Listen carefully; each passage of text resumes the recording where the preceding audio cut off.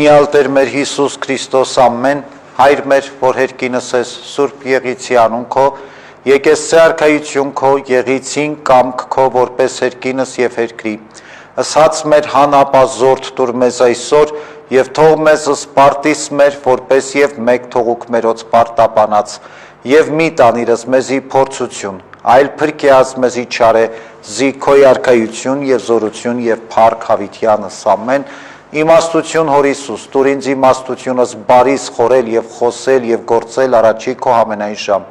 Ի չար խորհրդոցի բանից եւ ի գործոց փրկյազիս եւ ողոր միակ արարածոց եւ ինձ բազմամեղիս։ Ամեն։ Համեցեք։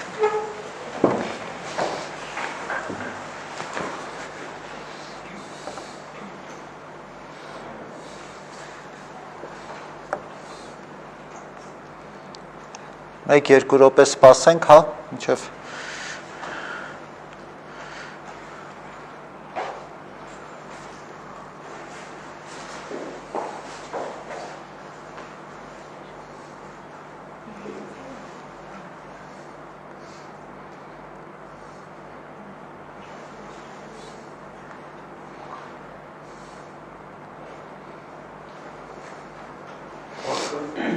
Բակը երբ է վերջանում։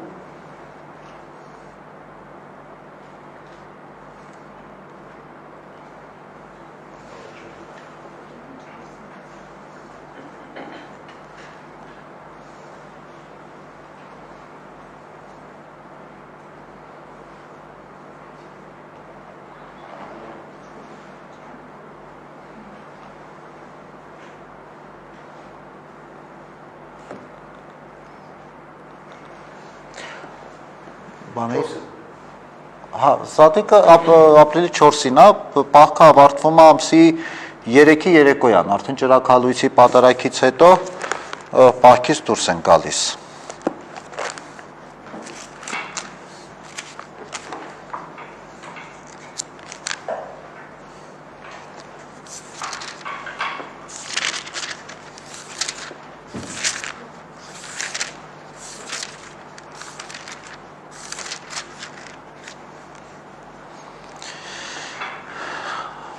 Աստվածաշնչի սրտողության այսօրվա մեր հատվածը Գործ Առաքելոցի 15-րդ գլուխն է,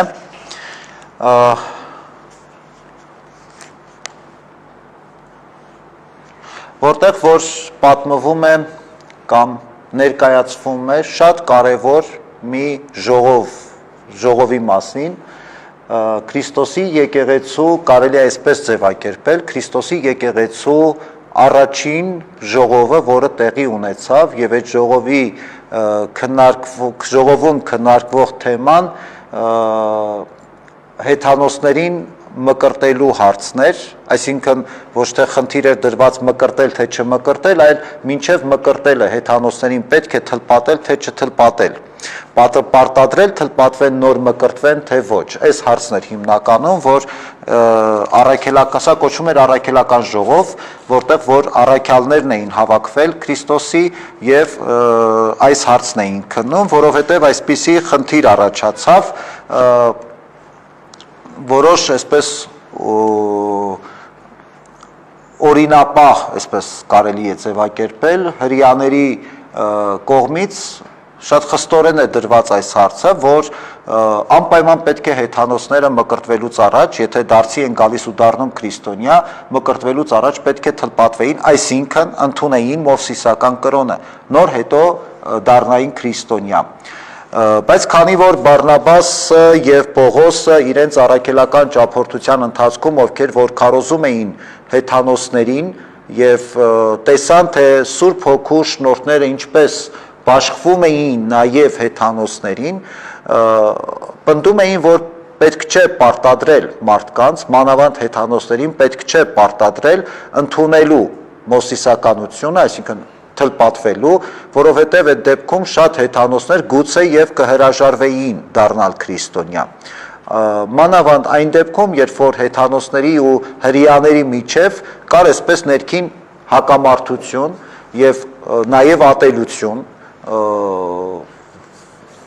որի արդյունքում, ասենք, եթե դու հեթանոսին առաջարկում ես ընդունելու հրեաների, այսպես, եթե պարզ կամ ավելի այսպես պրիմիտիվ ձևակերպեմ, ընդունելու հեթանոսների, կներեք, հրեաների կրոնը, հեթանոսները հրեաներին չէին սիրում, եւ բնականաբար շատերը գուցե կհրաժարվեին, եւ նաեւ ավելորդ բեռ էր սա հեթանոսների համար, որոնք որ ծանոթ չէին մովսիսական օրենքներին, հրեական օրենքներին եւ ինչու պիտի այդ բեռի տակ մտնեին։ Հրեաստանից ոմանք իջել էին Անտիոք եւ եղբայրներին ուսուցանում էին, թե Մովսեսի օրենքի համաձայն, եթե Մովսեսի օրենքի համաձայն չթլպատվեք, չեք կարող փրկվել։ Եվ երբ Պողոսի ու Բարնաբասի եւ նրանց միջև շատ հակառակություն ու վեճ առաջացավ, վիճեցին, որ Պողոսն ու Բարնաբասը եւ նրանցից ոմանք այդ խնդրի համար Երուսաղեմ բարձրանան առաքյալների եւ երեցների մոտ։ Եկեղեցու կողմից ճանապարհ դրվելուց հետո նրանք շրջելով անցան Փյունիկեի եւ Սամարիայի միջով եւ պատմեցին հեթանոսների դարձի մասին մեծ ուրախություն պատճառելով բոլոր եղբայրներին։ Երբ Երուսաղեմ հասան, եկեղեցու առաքյալների ու երեցների կողմից ընդունվեցին, պատմեցին, թե Աստված ինչեր արեց իրենց միջոցով։ Փարիսեցիների հերձվածից դարձած մի քանի հավատացյալներ վեր կացան ու ասացին. դրանց պետք է թլպատվել եւ պատվիրել, որ պահեն Մովսեսի օրենքը։ Առաքյալներն ու երեցները հավաքվեցին այս բանը քննության առնելու։ Երկար վիճաբանությունից հետո Պետրոսը ոտքի կանգնեց եւ նրանց ասաց. Եղբայրներ, դուք ինքներդ գիտեք, որ առաջին օրերից Աստված ձեր միջից ինձ ընտրեց, որպեսզի հեթանոսներն իմ բերանով ավետարանի խոսքը լսեն ու հավատան։ Եվ սրատես Աստված նրանց վկայեց, Սուրբ Հոգին տալով նրանց այնպես, ինչպես տվեց մեզ։ Նրանց ու մեր միջև ոչ մի խտրություն չդրեց, հավատով մաքրելով նրանց սրտերը։ Այժմ ինչու եք փորձում Աստծուն կամենալով աշակերտների վզին դնել մի լուծ, որը ոչ մեր հայրերը, ոչ էլ մենք չկարողացանք տանել։ Բայց Տեր Հիսուս Քրիստոսի շնորհով հավատում ենք, որ կփրկվենք, ինչպես եւ նրանք։ Ամբողջ ժողովուրդը լռեց, լսում էին Բարնաբասի ու Պողոսի պատմելը, թե Աստված նրանց ձեռքով ինչքան նշաններ եւ զարմանալի գործեր արեց հեթանոսների մեջ։ Նրանց լռելուց հետո Հակոբոսը խոսքն առնելով ասաց. Եղբայրներ, լսեք ինձ, Շմավոնը պատմեց, թե ինչպես Աստված սկզբից իսկ հոգացել էր հեթանոսներից իր անունով մի ժողովուրդ ունենալու համար։ Եվ այդ բանում մարգարեների խոսքերը համընկնում են իրար, ինչպես որ գրված է։ Այս ամենից հետո կվերադառնամ եւ կշինեմ Դավթի փուլ եկած տունը, նրա ավերակները վերստին կշինեմ ու կվերականգնեմ այն, որպեսզի Տիրոջը փնտրեն մնացած մարդիկ, ինչպես եւ բոլոր հեթանոսները, որոնց դրված է իմ անունը, ասում է Տերը, նա որ անում է այդ ամենը։ Նրա գործերը հայտնի են ի սկզբանե, դրա համար ես էլ ինձ իրավունք եմ վերապահում չնեղելու նրանց, ովքեր հեթանոսությունից դառնում են Աստծուն, այլ գրկելու նրանց, որ խորշեն,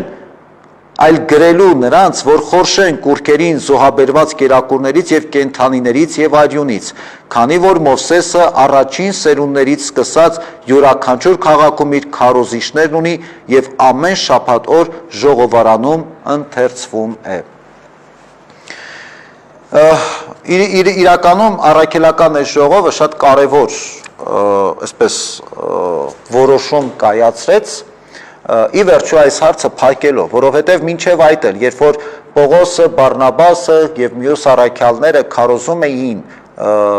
եւ հեթանոսական շրջաններում, հեթանոսերի մեջ եւ այս խնդիրն էր անընդհատ առաջանում, թե թլպատվեն, թե չթլպատվեն, անընդհատ մեջտեղ էր բերվում այդ թլպատության օրենքը, այն դեպքում, երբ որ ինչպես եւ լսեցիք, Պետրոս առաքյալը շատ ազնվորեն այդ մասին խոսում է, ասելով, որ մենք էլ մեր հայրերն էլ այդ օրենքը չկարողացան պահել։ Հիմա մենք դա պարտադրում ենք հեթանոսներին։ Այսինքն շատ ավելի մենք այդ մարդկանց ավելորդ ու լրացուցիչ լծի տակ ենք դնում, որը որ իրենք չեն կարող տանել։ Ուրեմն իմաստը ո՞րն է այս մարդկանց քրիստոնյա դարձնելու կամ մկրտելու, եթե չպիտի կարողանան այդ բեռան տակից դուրս գալ։ Եվ հետևաբար այս առումով առաքելական ժողովը նաև ի գլուխ ունենալով Պետրոս Արաքյալին եւ Հակոբոս Արաքյալին, ովքեր որ իրենց ինչպես եւ ընթերցվեց հեղինակավոր խոսքը ասեցին, հոգուտ նրա, որ պետք չի հեթանոսներին պարտադրել թլպատություն, որովհետեւ տեսեք, եթե ընդունվեր այնպես, որ թլպատվեին, պարտադիր էր թլպատվելը, որից հետո պիտի մկրտվեին, այդ դեպքում քրիստոնեությունը պիտի ընկալվեր որպես հրեական կրոնի մի աղանդ։ Այդպես կարող էր ընկալվել հասարակության եւ ժողովրդի մեջ։ Եվ Պողոսն ու Բարնաբասը, ինչպես նաեւ Պետրոս Արաքյալը, խստորեն դեմ էին այս մոտեցմանը, որը եւ ընդամենը այս հարցը լուծելու մեկ ճանապարհ կար։ Առաքյալներին դիմել եւ առաքյալների հետ այս հարցը քնել ու վերջնական այս հարցին լուծում տալ։ Իսկ այս հարցը, եթե մենք այլ կերպ ձևակերպելու լինենք, հետեւյալն է. Աստծո շնորհը արդյոք բոլորինն է, թե հատուկ ինչ-որ ընտրյալ խավինը։ Արդյոք կան մարդկանց մի խումբ, որոնք համարվում են ընտրյալ մարդիկ եւ Աստծո շնորհը մենակ իրանց է տրված, թե Աստծո շնորհը բոլորինն է։ Եվ բնականաբար առաքյալները ոչ միայն Սուրբ Գրքի, Աստվածաշնչի, քրիստոնեական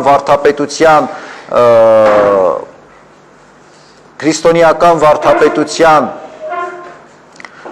բովանդակությանը ծանոթ լինելով, խորհուրդներին ծանոթ լինելով, այլ նաև Աստծո գործերը տեսնելով, թե ինչպես Աստվածային շնորհը գործում էր ամենտեղ եւ առանց որևէ արգելքի կամ մարդկանց մեջ խտրականություն դնելու, վկայում են, որ չի կարող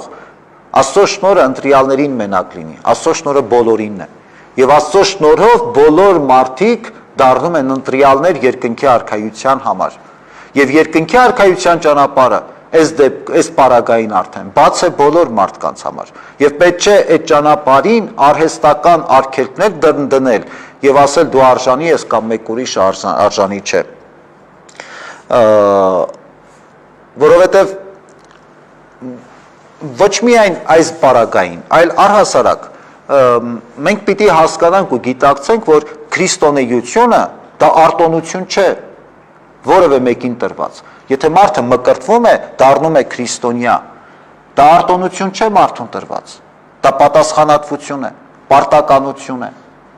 առաքելություն է, որ յուրաքանչյուր մարդ պիտի քայլի այդ ճանապարհով։ Ուստի Քրիստոս ոչ թե ասում է ձեր միջից վերացրեք տարբերությունը։ Քրիստոս որևէ մարդու հետ շփվելիս իր երկրային կյանքի տարիների ընթացքում երբևէ հիշում եք մի դեպք, որ բոլորին ասել այսպիսին պիտի լինեք, այս տեսակի կամ այս կերպարի մեջ պիտի լինեք։ Քրիստոս տարբեր մարդկանց հետ հանդիպեց, տարբեր մարդկանց հետ շփվեց, տարբեր մարդկանց քարոզեց, տարբեր մարդկանց բժշկեց։ Եվ Քրիստոս բոլոր մարդկանց իրենց տարբերություններով համախմբեց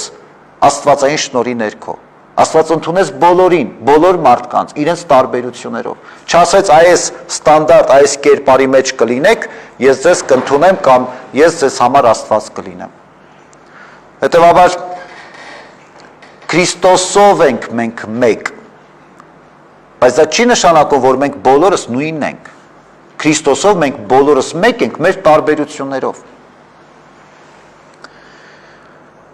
Եվ Պողոս Արաքյալը իբրև իր խոսքերի հաստատում կամ իր դիրքորոշմանը իբրև հաստատում բերում է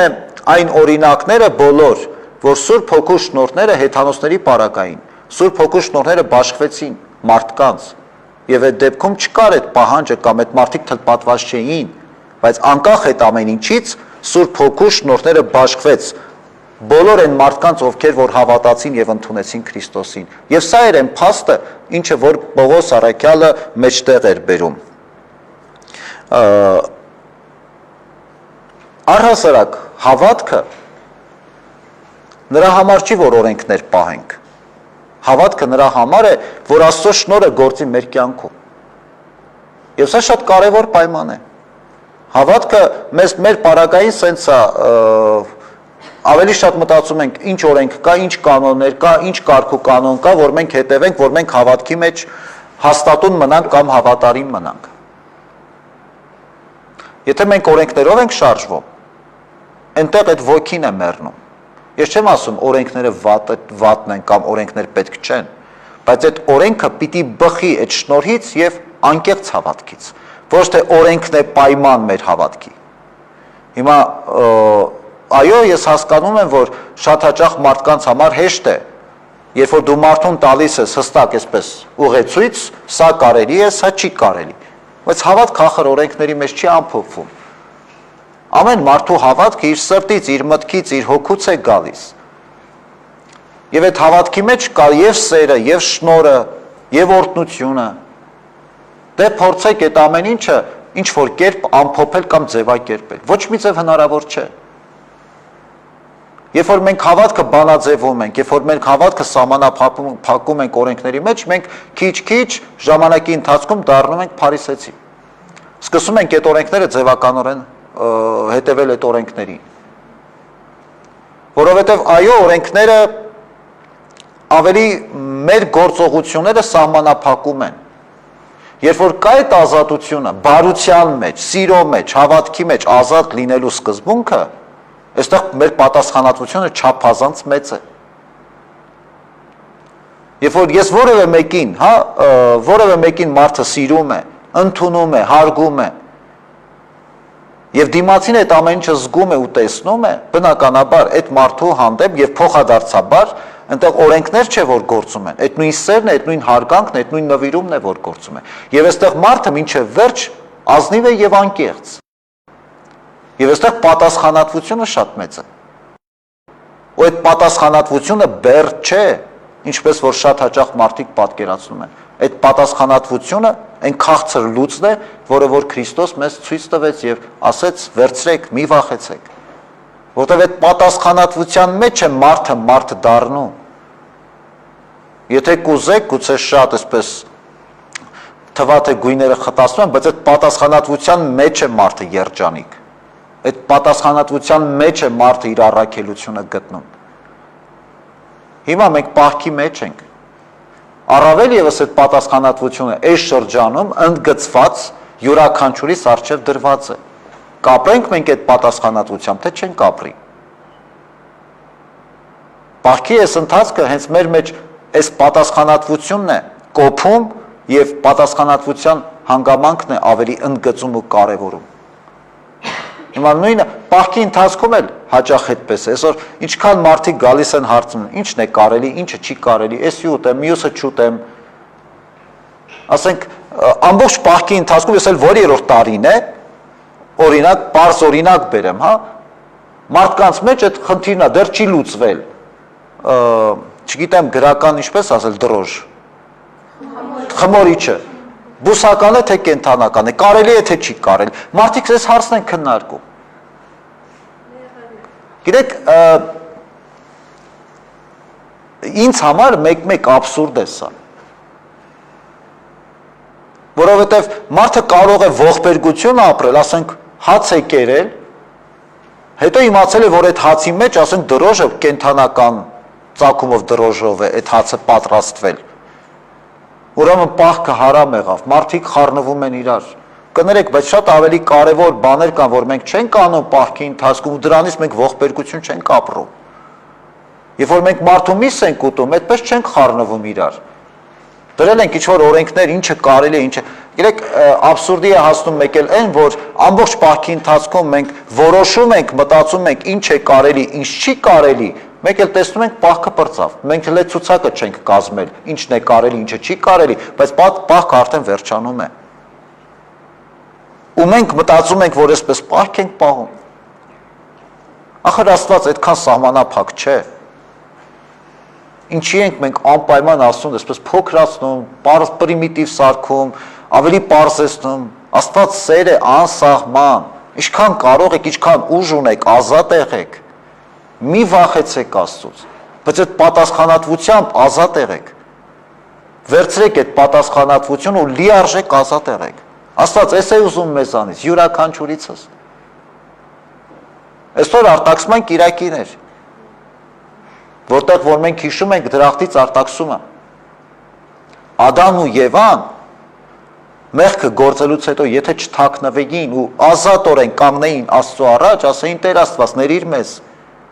Ումից էին թաքնվում կամ ումից էին վախենում։ Ինչի համար։ Աշխարհում եթե միակ մեկը կա, ումից չպետք է վախենանք, այդ Աստված է։ Այդքան դժվար էր կանգնել ասել, որ ներիր մեզ Տեր Աստված։ Չէ՞ որ այդտեղ է մեր ազատությունը։ Ոչ միայն մեր սխալները տեսնելը, այլ նաև այդ սխալները քավելը, պատասխանատվություն վերցնել մեր սխալների համար։ Որտեղ իրական ազատությունը բարու մեջ է։ Հետևաբար մտածում ենք, թե Աստված մեզ պարտք է մնացել։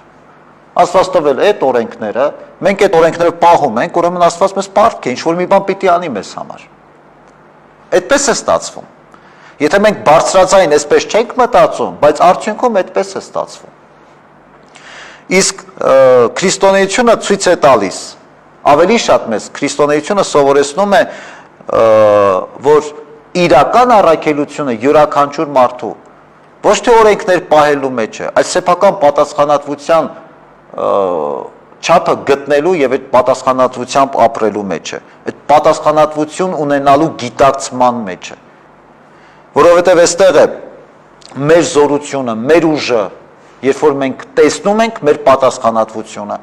մենք տեսնում ենք նաեւ մեր սխալները եւ պատրաստ ենք այդ մեր սխալները ուղղելու եւ շտկելու։ Հակոբոս Առաքյալը, ով այս հատվածում նաեւ իր խոսքն է ասում եւ կրկին հոգուտ նրա, որ այո, չի կարելի եւ պետք չէ հեթանոսներին պարտադրել թլպատություն։ Բավականին մեծ հեղինակություն ուներ Հակոբոս Առաքյալը, ով խստակենցաղ էր, իբրև առաքյալ, իբրև Քրիստոսի աշակերտ եւ հետևորդ, եւ նաեւ Հակոբոս Առաքյալի մականունը արդար էր, ասում էին Հակոբոս արդար, նրան նաեւ արդար մականունով էին կոչում։ Հակոբոսը հայտնի էր նաեւ իր աղոթական կյանքով, Հակոբոս Առաքյալը, եւ օրենքները խստորեն պահող, մովսիսական օրենքները խստորեն պահող ու դրանց հետևող։ Հակոբոս Առաքյալը նաև Երուսաղեմի եպիսկոպոսն էր, ով այստեղ իր խոսքը ասեց եւ բավականին մեծ հեղինակություն ունեցող մեկն էր։ Նա կողմ էր չթլպատվելուն, հեթանոսներին չթլպատելուն, բայց Հակոբոս Առաքյալը որոշակի նորմեր դրեց, մի տեսակ ավելի այսպես մեղմացնելու հակառակ թևի պահանջը եւ նրանց ընդդիմությունը։ Մի քանի պահանջներ դրեց, ինչպես որ իր խոսքի մեջ ընդգծում է, որ հեռու մնան հետ զոհաբերված կերակուրներից, որովհետև գիտեք բան էր, այդ զոհերը, որ մատուցում էին հեթանոսները տաճարները, մի մասը հայտնվում է շուկաներում, այդ զոհաբերված կենդանների մսի, մի մասը հայտնվում է շուկաներում եւ դա վաճառվում էր մարդկանց։ Եվ այսինքն շատ դեպքերում մարդիկ կարող էին չիմանալով գնել, ասենք, այդ զոհաբերված կենդանու միսը։ Հակոբոս Առաքյալը խորհուրդ է տալիս եւ կամ որոշակի այսպես նորմեր է դնում, որոնցից մեկը որ զգույշ լինեն եւ հեռու մնան զոհաբերված կուրքերին զոհաբերված կերակուրներն ուտելուց։ Երկրորդը պոռնկությունից, ինչը շատ տարածված էր հեթանոսության մեջ եւ խեղտամահ արված կենդաններից եւ նրանց արյունից, որտեվ արյան մեջ համարում էին, որ կար կենդանություն եւ սա էլ հեթանոսական ծեսերի մի մաս էր կազմում այդ արյունը, խեղտամահ արված կենդանիների միսը ուտելը եւ այլն, եւ այս մի քանի կարևոր նորմերն է, որ Հակոբոս Առաքյալը դնում է իբրև պայման եւ չափանիշ, որը նաեւ միջոց է, եթե հեթանոսները պահում են այս նորմերը, սա նաև մի տեսակ մեղմում է այն հանգամանքը, որ հրեաները կարող է խորշեին հեթանոսների հետ շփվելուց, որտեղ աբսուրդ կլինի, չէ՞, մտածելը կամ պատկերացնելը, որ հեթանոսները դարձան քրիստոնյա, մտան քրիստոնեական համայնք, որտեղ կային նաև հրեաներ, ու հանկարծ համայնքի մեջ լինի պարակտում, ասեն դու հեթանոս ես, մենք քեզ հետ չենք շփվում եւ այլն եւ այլն։ Այսինքն, երբ որ այդ օրինապահ, այսպես ձևակերպեմ, օրինապահ հրեաները տեսնում են, որ այս հեթանոսները, ովքեր որ դարձել են քրիստոնյա, կերել են զոհաբերված կենդանների միս կամ որևէ առնչություն են ունեցել զոհաբերված կենդանների հետ, այս դեպքում կարող է համարեն, որ իրենք կպղծվեն, եթե այդ մարդկանց հետ շփվեն։ Եվ դրա համար ասում են դուք մի շփվեք, կամ դուք մի կերեք այդ զոհաբերված կենդանների միսը, հեռու մնացեք դրանց այրունից, այդ միսը ուտելուց, եւ հրեաներն հորդորում է, որ չխորշեն հեթանոս քրիստոնյաների հետ շփվելուց եւ նրանց հետ մեկ հարկի տակ, եկեղեցու հովանու տակ ապրելու եւ Աստծուն ծառայելու։ Որից հետո առաքյալները որոշումը կայացվեց այս ժողովում, որ այո, չենք պարտադրում թլպատություն հեթանոսներին։ Այն ժամանակ առաքյալներին ու երեցներին եւ ամբողջ եկեղեցուն հաճելի թվաց իրենց միջից ընտրված մարդկանց Պողոսի եւ Բարնաբասի հետ Անտիոք ուղարկելը Հուդային, Բարսաբա կոչվածին եւ Շիղային, որոնք առաջնորդներից էին եղբայրների մեջ։ Նրանց միջոցով գրեցին այս նամակը. առաքյալները, երեցները եւ եղբայրներն Անտիոքում, Ասորիքում եւ Կիլիկիայում հեթանոսներից եկող եղբայրներից ողջույն են հղում, քանի որ լսեցինք, թե մեզանից համարվող ոմանք, որոնց մենք նման հրաման չենք տվել, խռովեցրել են ձեզ խոսքերով եւ խրատել ձեր մտքերը ասելով, թե պետք է թթպատվել եւ օրենքը պահել։ Ուստի հաճելի թվաց մեզ միատեղ հավաքվածներից ձեզ մոտ ուղարկել ընտրված մարդկանց, մեր սիրելիներին, Բարնաբասի եւ Պողոսի հետ, մարդիկ, որոնք իրենց անձը նվիրեցին մեր Տեր Հիսուս Քրիստոսի անվան համար, արդ ուղարկեցին Հուդային եւ Շիղային, որ նրանք էլ խոսքով նույնը հաստատեն, քանզի հաճելի թվաց Սուրբ Հոգուն եւ մեզ ավելի ոչ մի բեռ չդնել ձեզ վրա, բացի այս կարևորներից, այն է հեռու մնալ կուռքերին զոհաբերված կերակուրներից եւ արյունից, խեղտամահ արված կենդաններից ու պոռնկությունից։ Ձեզ դրանցից հեռու պահելով բարին կգործեք, ողջ եղեք։ Առաքյալները որոշեցին, որ նաեւ նամակով դիմեն տարբեր համայնքներում հռոմեական կայսրության ապրող հեթանոսներին, որովհետև ինչպես որ վկայվում է այս նամակում, ոմանք առաքյալներ ձևանալով կամ առաքյալների կողմից ուղարկված ներկայանալով գնում էին այդ հեթանոսական համայնքներ, մարդկանց ասում էին, որ առաքյալները որոշել են, որ դուք պիտի թլպատվեք, նոր մկրտվեք։ Եվ սա ներքին բողոք, տրտմություն եւ տարաձայնություն էր առաջացրել հեթանոսական այդ համայնքներում։ Եվ հիմա առաքյալները ոչ միայն նամակ են գրում, պաշտոնապես, որ չափից շատ օֆիցիալ չլինի, այլ նաեւ հատուկ ընտրված մարդկանց առաքյալների միջից, աշակերտների միջից ուղարկում են, որ եւ այդ օֆիցիալ մասը լինի, եւ նաեւ այդ անմիջական կապը լինի այդ մարդկանց հետ, որ մարդիկ իրենք անձամբ տանում են նամակը, նաեւ իրենք էլ վկայում են, որ մենք մասնակից ենք այս ժողովին եւ այսպիսի բան է որոշվել, որ սուտ է այն բանը, որ պիտի անպայման թլպատվեք եւ հետո մկրտվեք։ Քրիստոնեական համայնքներում եւ առաջին դարում եւ նաեւ այսօր ու բոլոր ժամանակներում միշտ ընդգծվել ու կարևորվել է Աստծո այդ կենթանի շփումը, Աստծո այդ կենթանի հարաբերությունները, ոչ թե օրենքներով, այլ Սուրբ Հոգու շնորհներով, սիրով եւ անկեղծ ու հաստատուն հավատքով։ Որովհետեւ եթե մենք մտածում ենք, որ բարի գործեր ենք անում, որպեսզի Աստծուն հաճելի լինենք, որպեսզի Աստված էլ մեր կամքը կատարի կամ մեր աղոթքները լսի, այս ավելի շատ խեղաթյուրում է քրիստոնեական վարդապետության եւ աստվածային սիրո, որովհետեւ քրիստոնյան բարի գործեր է անում ոչ թե նրա համար, որ օրենքն է այդպես պահանջում, որ օրենք կա այդպիսի, այլ որովհետեւ սիրում է Աստծուն, որովհետեւ Աստծո փառքն է դա բացահայտում աշխարհում եւ մարդկանց կյանքում։ Օրենքը ընդամենը բարին եւ չարը իրարից զատելու համար է։ Օրենքը ընդամենը դրա համար է։ Բայց մեր սիրտը, մեր հավատքը նրա համար է, որ մենք բարին ընտրենք, ոչ թե ընտրություն կատարենք։ Այդ սխալ է այդ մոտեցումը մարդկանց մեջ արմատացած, որ բարին ընտրեմ, թե չար ընտրեմ։ Չարի ինչ ընտրես։ Այսինքն ես չեմ հասկանում, եթե դու մարդուն ասում ես սա ուտելու է, սա ուտելու պիտանի չէ, ու մարդուն ասում ես ընտրության առաջ ես կանգնել, ինչ ընտրություն։ Այսինքն ոչ որ մի բանական մարդը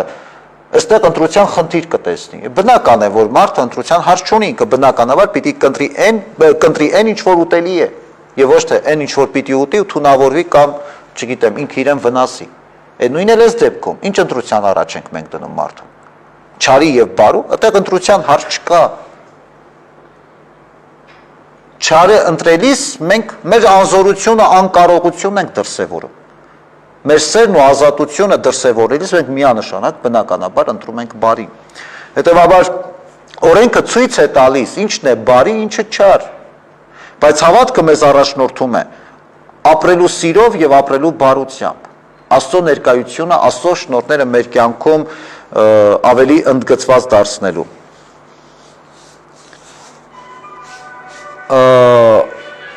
Խնդիրը այստեղ պարզապես մեր կյանքում ասել, որ ես արդար եմ օրենքի առաջ, ասել, որ ես օրինապահ եմ, այսպիսի խնդիր որևէ մեկի առաջ դրված չի։ Մեր խնդիրը պարզապես արդարությամբ ապրելն է։ Այդ օրենքները պիտի բխեն մեր հավատքից եւ Աստծո նկատմամբ ունեցած սիրոց ու վստահությունից։ Մենք այդ օրենքները պիտի սիրով պահենք, ոչ թե որ պարտադրված ենք, այսպես է, օրենք է պահում ենք։ Պատկերացրեք, որ ամբողջ մի քրիստոնեական կյանք մենք ապրում ենք այսպես։ Պարտադրված է, ասված է, մենք էլ դա պահում ենք։ Այդ կյանքը կլինի դժբախտ։ Ինչ նշանակում, ասենք, երբ որ ստիպված մենք օրենքներ ենք պահում։ Դուք պատկերացնում եք այդ կյանքը։ Եվ որ դուք ստիպված անում եք ինչ որ լավ ճակերտներով լավ բան։ Նախ որովհետև դրանից ոչ մի լավ բան դուրս չի գա։ Որտեւ եթե անում եք ստիպված ինչ որ լավ բան, դա անում եք մեր փառքի համար եւ ոչ թե Աստծո փառքի համար։ Իսկ Աստված մեզ տալիս է հնարավորություն իր շնորհներով։ Աստծո շնորհները գալիս են մեզ առաջնորդելու եւ մեզ տալու հնարավորություն, որ ամեն մեկս այս կյանքում գտնենք մեր սեփական առաքելությունը, որտեղ որ կարևոր են ոչ թե օրենքները, այլ սերը, հոգացությունը, նվիրումը, ազնվությունը, արդարությունը, այն բոլոր արժեքները, որոնք որ մեզ մարդ են դարձնում։ Այստեղ է որ Աստված ուզում է, որ յուրաքանչյուրս վերագտնենք մեր առաքելությունը, մեր մարդ լինելու կոչումը։ Որովհետև նայեք, օրենքը միշտ սահմանափակում է մարդու գործողությունները,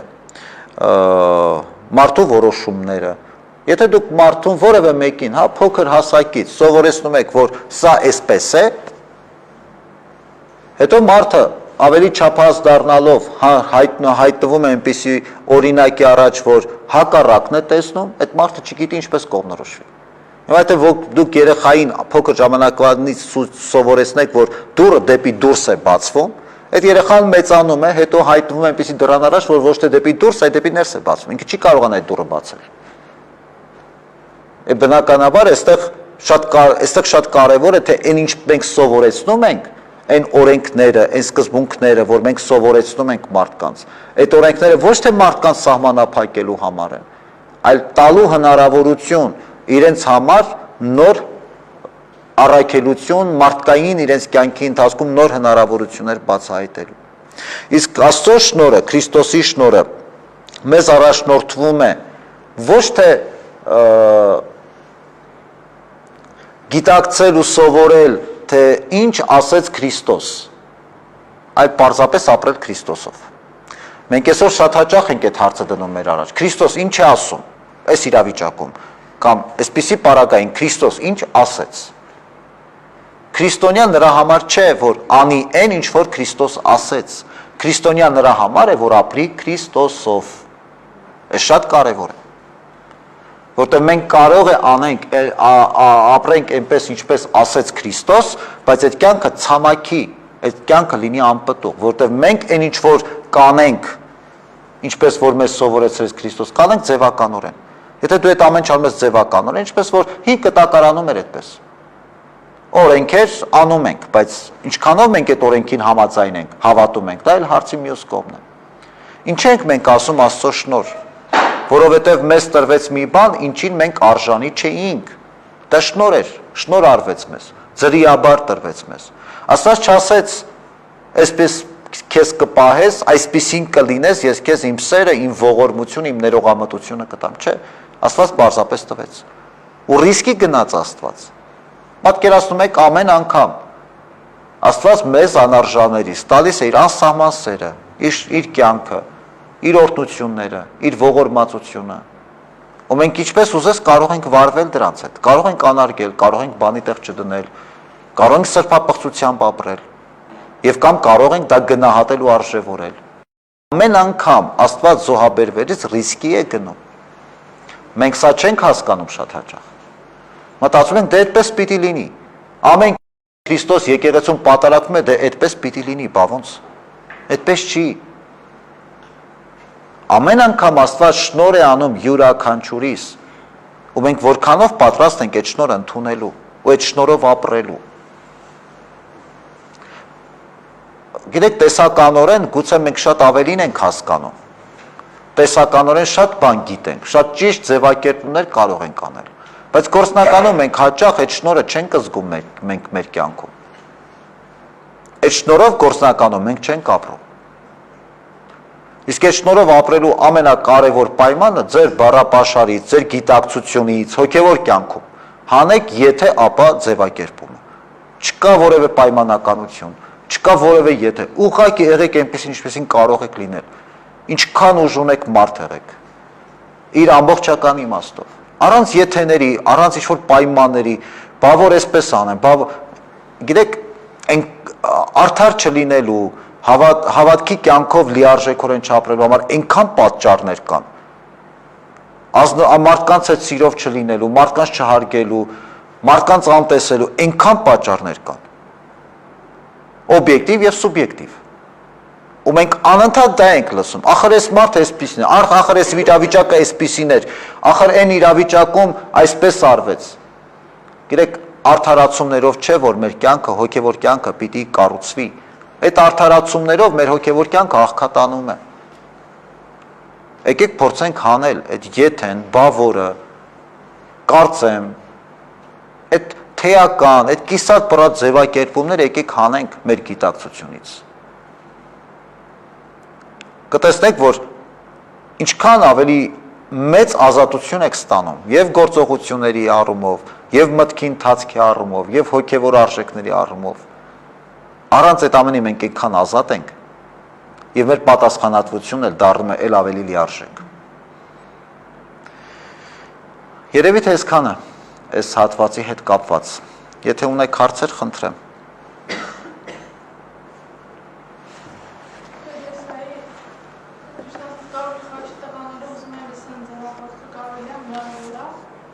Հենց հիմա։ Վերջում անպայման։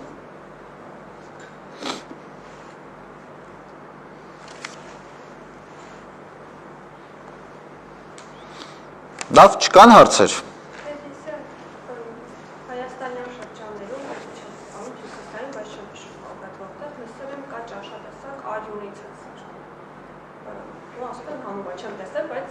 այդ հենց լսել է ճաշատեսակի մասին, հիշել է ես խոսքերը, որ արյուն մեր մեջ մնացել այն հեթանոսական շրջաններից, հիմա պետք է չուտեն, թե Չէ, նայեք, հիմա օրինակ տեսեք, ճաշատեսակներ կան, որոնք որ ինչպես դուք ասեցիք, արյունից են պահ, բայց դա զոհի արյուն չէ, եւ հետո դա հին կտակարյանան օրենք էր, ոչ թե նոր կտակարյանը։ Քրիստոս այդ օրենքները վերացրեց, սիկպիղծ կենթանի է, մաքուր կենթան, չկա այդպիսի արդեն, այո, հանգիստ կարող եք ճաշակել, այսինքն դա այդ որ ասում է կոնկրետ այստեղի այս նորմերը, որոնց որ անդրադառնում են առաքյալները, դա կոնկրետ այդ իրավիճակում կոնկրետ հեթանոսներին վերաբերող իրավիճակներ է, որ մի տեսակ կոմպրոմիսային տարբերակ է, բայց այնպես չի, որ դա արգելված է քրիստոնեության մեջ, որտեղ Քրիստոս սրբեց ու մաքրագործեց ամբողջ աշխարհը։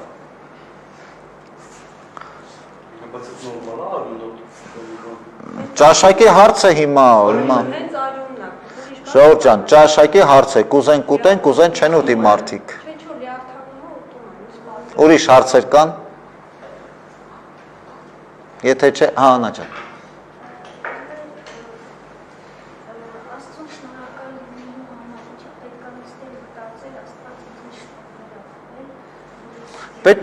Գիտեք, եթե պետք է գուցե մտածել,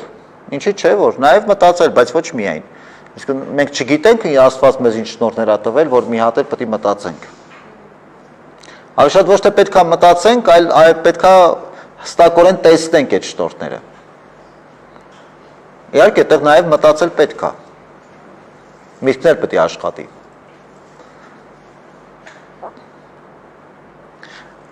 Ինչ աղոթքի, բժշկության աղոթքի համար էիր ասում։ Շատ լավ, վիրավորներ։ Շատ լավ։ Լավ, եթե այդպես է աղոթքով ավարտենք, նաև աղոթենք մեր վիրավոր զինվորների համար։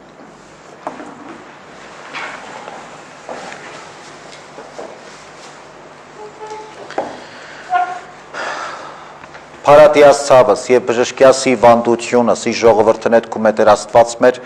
եւ շնորհի ամենեցուն կատարյալ առողջություն հոգվո եւ մարմնո նշանավ ամենահաղթ խաչիկո որով բարձրս տկարություն ազգի մարդ կան եւ դատապարտեցերս թշնամին կենաց եւ փրկության մերո դու ես կյանք մեր եւ փրկություն բարերար եւ բազմողորմ Աստված որ միայն կարող ես թողուլ մեղս եւ մերժել զախտս եւ հիվանդությունս իմենջ որում հայտնի եմ պետք կարյաց մերոց Պարքևիչդ բարյաց պարքևյա զառատ ողորմություն քո իվեր արարածոց քոց ըստ յուրաքանչյուր պիտոյի ցորոց հանապաս փառավորյալ գովի ամենասուրբ երրորդությունդ այժմ եւ միշտ եւ հավիտյանս հավիտենից ամեն պահպանյազ մեզ Քրիստոս Աստված ընթովանյավ սուրբ եւ պատվական խաչիկո Փրկյա, ազատյա, հերևելի եւ հաներևույթ թշնամվույն, արժանավորյա գոհությամբ փառավորել սայր եւ զորթի եւ սուրբ հոգիդ, այժմ եւ միշտ եւ հավիտյանս հավիտենից, ամեն։ Աստված պահապան ձեզ։